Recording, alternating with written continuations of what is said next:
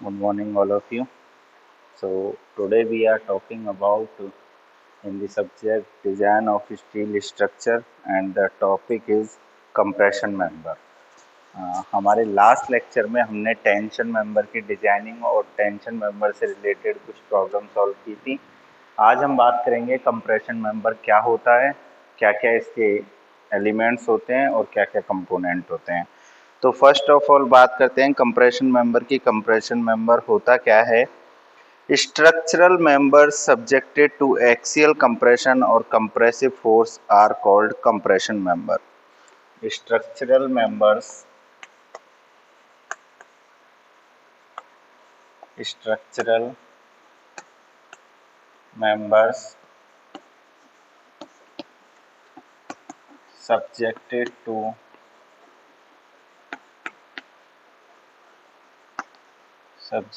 to compressive subjected to axial compression or subjected to axial compression or compressive force are called as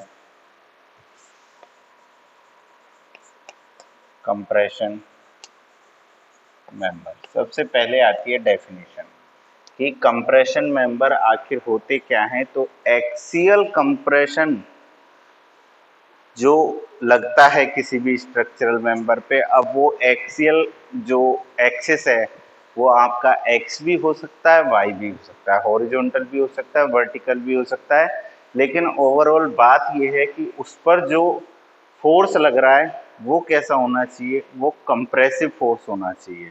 okay, ठीक है, तो वो होता है हमारा कंप्रेशन मेंबर। सेकेंड थिंग क्या है? Their design is govern by strength and buckling.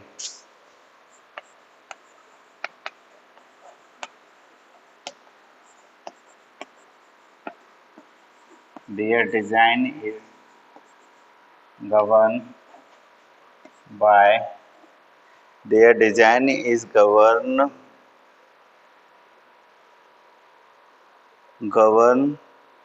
by strength and buckling. By strength and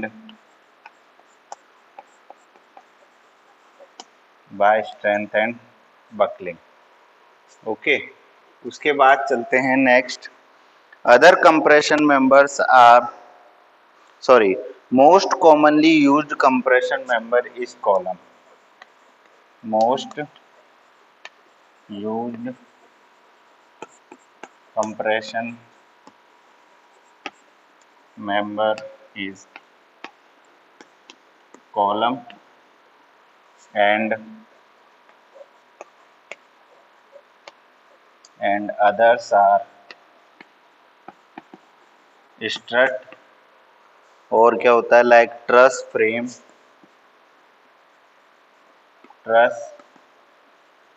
frame और एटसेट्रा। तो ये होते हैं हमारे कुछ कंप्रेशन मेंबर। जो हमारे स्ट्रक्चर आरसीसी स्ट्रक्चर्स में जो मोस्ट कॉमनली यूज्ड होता है कंप्रेशन मेंबर, उसको हम बोलते हैं कॉलम। कि column as a compression member frame structure में काम में आता है। उसके बाद चलते हैं हम इन सब के डेफिनेशंस पे कि ये जो बताए मैंने एग्जांपल, कॉलम क्या है, स्ट्रट क्या है, ट्रस क्या है, फ्रेम क्या है, स्टैंचियन क्या है और बूम क्या है। कुछ इस तरीके के हमारे कंप्रेशन मेंबर होते हैं। इनकी बात करेंगे हम कौन कौन से होते हैं, ठीक है। तो सबसे पहले बात करते हैं, मैं सबका नाम लिख देता हूँ। कंप्रेशन मेंबर्स में कितने तरीके के कंप्रेशन मेंबर होते हैं। ये तो थी बेसिक नॉलेज कंप्रेशन मेंबर के बारे में कि कंप्रेशन मेंबर होता क्या है, डिजाइन कैसे कैसे करते हैं, किस किस को हम ध्यान में रखते हैं, बकलिंग को और स्ट्रेंथ को, और एग्जाम्पल के तौर पे। तो कितनी तरीके के होते हैं मैंने आपको बताया। पहला जो कंप्रेशन मेंबर है वो होता है कॉलम। दूसरा सेकंड इसके अलावा होता है वो होता है स्ट्रट। एक और होता है तीसरा जिसको हम बोलते हैं ट्रस। ट्रस के बाद एक और होता है जिसको हम बोलते हैं फ्रेम। एक होता है हमारा स्टैंचियन और एक होता है जिसको बोलते हैं बूम।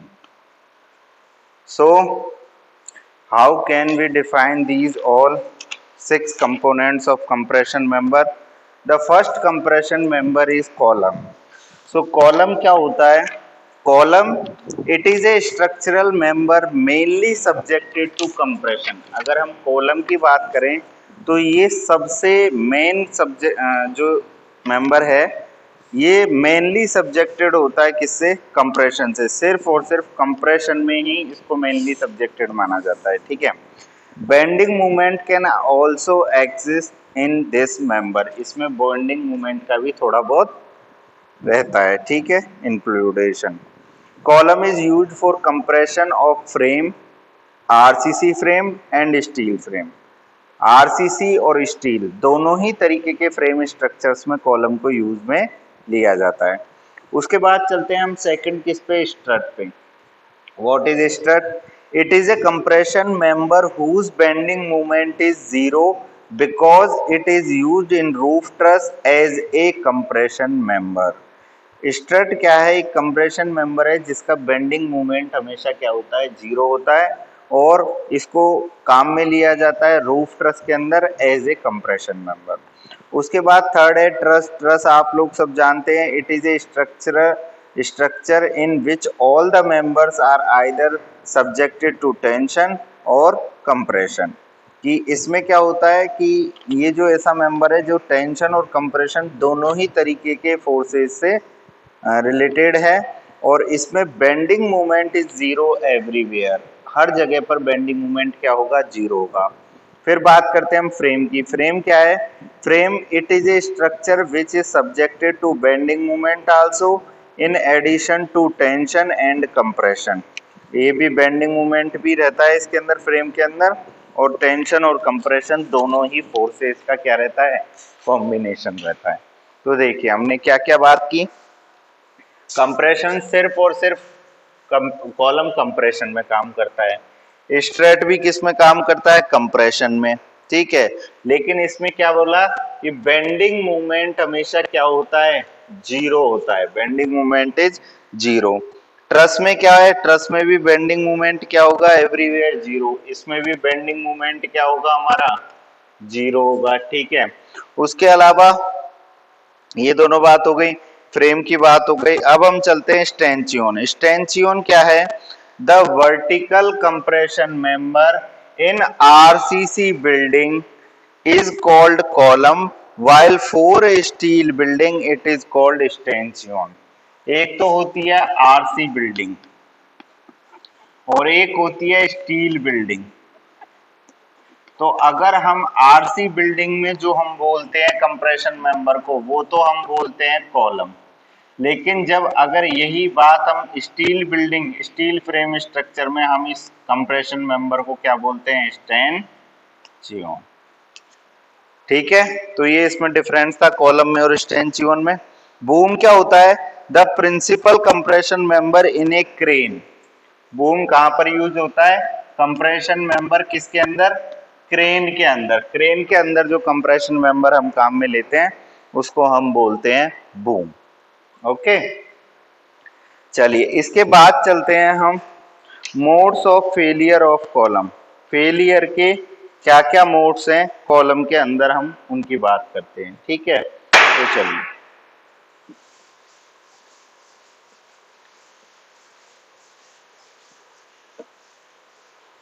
अब हम बात करते हैं किसकी?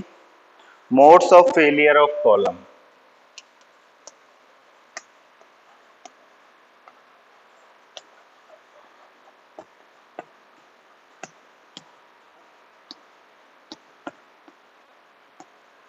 Modes of failure of column. ठीक है, देखिए modes of failure of column में हम बात करते हैं तो फर्स्ट है हमारा स्क्वैशिंग।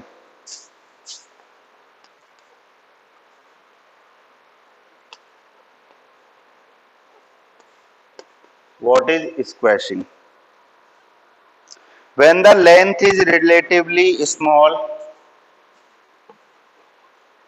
when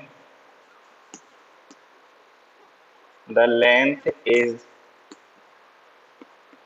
relatively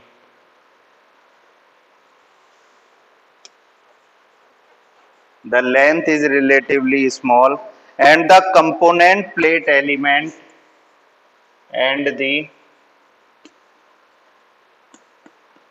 component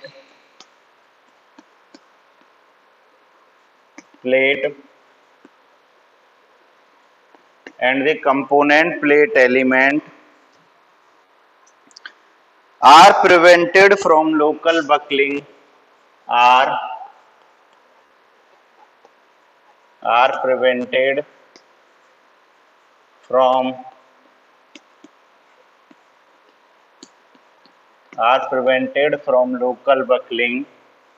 local buckling, then the column will be able to attain then the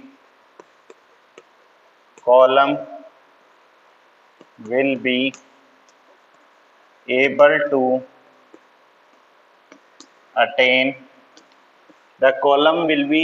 to attain its full strength its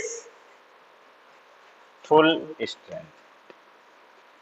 अब देखिए इसका मतलब क्या है, ये क्या कहना चाह रहा है, स्क्वैशिंग क्या होती है कि जब भी किसी कॉलम की जो लेंथ है वो क्या हो, रिलेटिवली स्मॉल हो और जो कंपोनेंट प्लेट एलिमेंट है वो प्रिवेंट हो किससे, लोकल बकलिंग से, तो जो कॉलम होता है वो अपनी फुल्ली स्ट्रेंथ को क्या करता है, गेन करता है। ठीक है, जितनी ज़्यादा कम उसकी लेंथ होगी कॉलम की, उसके बकलिंग में फेलियर के चांस उतने ही कम होते हैं।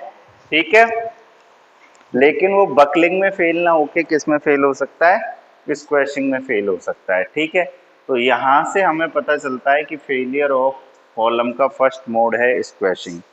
अब देखिए इसमें स्क्वैश लोड निकालने का एक फॉर्मूला है, वो मैं इसी के अंदर बता देता हूं आपको। स्क्वैश लोड किस तरीके से निकालते हैं,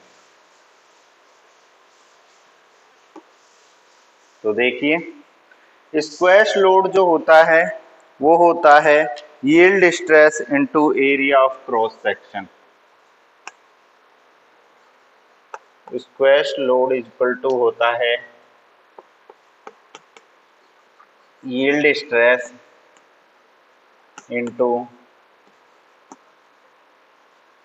area of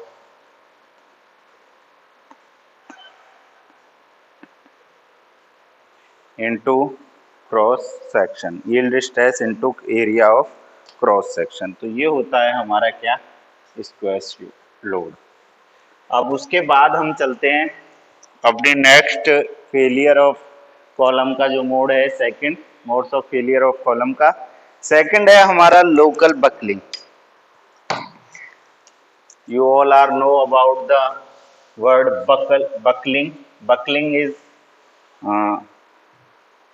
how we can define the buckling and failure of buckling. Let's see what is the local buckling. Second है local buckling। लोकल बकलिंग में देखिए क्या होता है, failure occurs by buckling of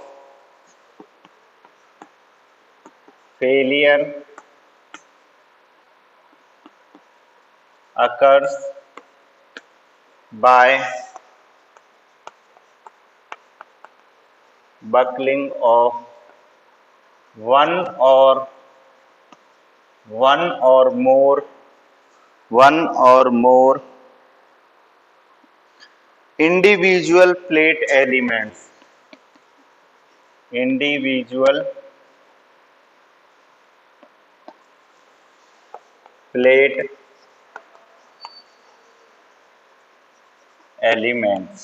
अब बकल क्या होता है देखो, मान के चलिए इस तरीके से ये हमारा कोई भी कॉलम है, हमने यहाँ पर कंप्रेसिव फोर्स लगाया P, तो ये क्या होगा, ये कुछ इस तरीके से बकल हो जाएगा। इसकी शेप कैसी हो जाएगी, कुछ एक्सिस की अलोंग, ये जो जिस डायरेक्शन में फोर्स लग रहा है उस डायरेक्शन की एक्सिस के पैरेलल ये क्या होगा, बकल कर जाएगा, वो होता है लोकल बकलिंग। एग्जाम्पल क्या है, फ्लेंज और web locally prior to overall buckling of column. Flange और वेब दो सेक्शन होते हैं, दोनों में से ये ज्यादातर जो बकल करता है वो एक्स के अकॉर्डिंग बकल करने की कोशिश करता है, ठीक है। तो लोकल बकलिंग क्या है कि जब वन और मोर इंडिविजुअल प्लेट एलिमेंट्स में बकलिंग हो जाती है तो ये लोकल बकलिंग उसको हम बोलते हैं, ठीक है। तो हमारे दो मोड्स ऑफ फेलियर हो गए, पहला था हमारा स्क्वैशिंग और सेकंड था लोकल बकलिंग। इससे आगे के देखेंगे हम नेक्स्ट लेक्चर में। तो ये अभी हमारे modes of failure of column चल रहे हैं। आई होप यहाँ तक आपको समझ आया होगा। Thanks for watching this video. मिलते हैं नेक्स्ट लेक्चर में।